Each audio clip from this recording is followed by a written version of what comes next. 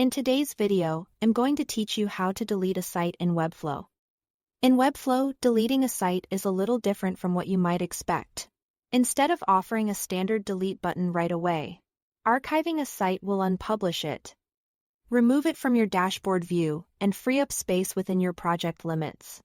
This helps prevent accidental loss, which is especially useful if you manage multiple sites. To get started, log into your Webflow dashboard. Once you are signed in, take a moment to make sure you are in the correct workspace and looking at the right project. This is important because the next action affects the site you choose and will take it out of active circulation. Next, find the site you want to remove.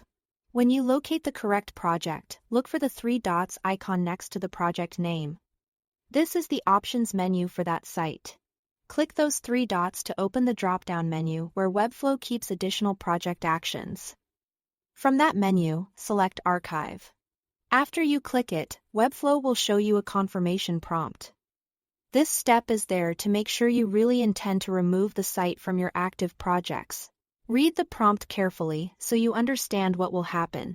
In most cases, you will be asked to type the site's name exactly as shown in order to confirm the action.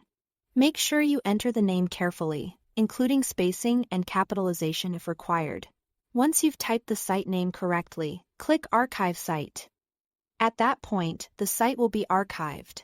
That means it will be unpublished, removed from your dashboard, and your project limit space will be freed up.